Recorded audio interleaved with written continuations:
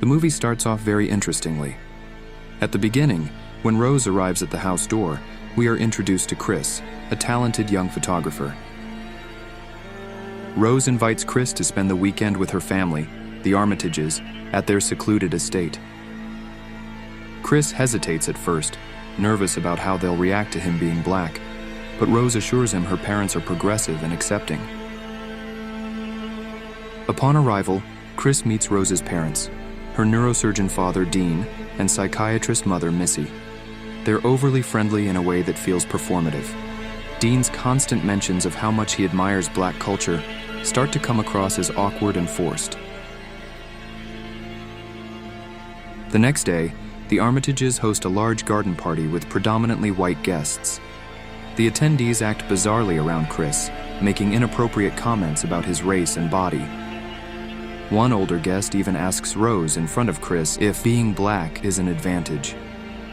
Chris's suspicions grow when he meets another black man at the party, Logan, who behaves strangely and speaks like someone much older.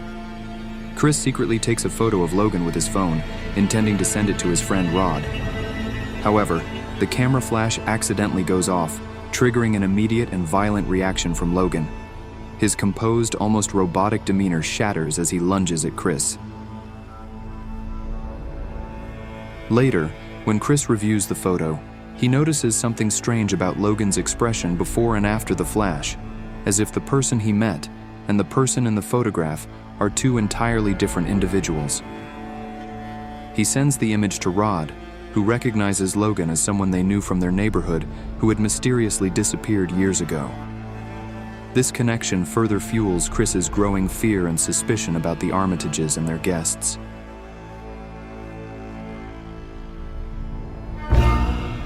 Chris wakes up strapped to a chair in the basement. Using his wits, he escapes by plugging his ears with cotton to block the hypnotic triggers.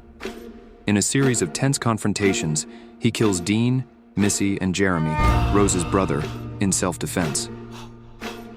As Chris tries to flee, Rose attempts to stop him with the family's rifle. Walter, who's under the control of Rose's grandfather, attacks Chris. However, Chris uses the camera flash to free Walter's mind. Walter shoots Rose and then himself, ending his suffering. Chris is left standing over a wounded Rose when police lights appear. For a moment, it seems like things could take a tragic turn, but it's Rod, who's arrived to save his friend. They leave the estate, leaving behind the horrifying nightmare Chris endured.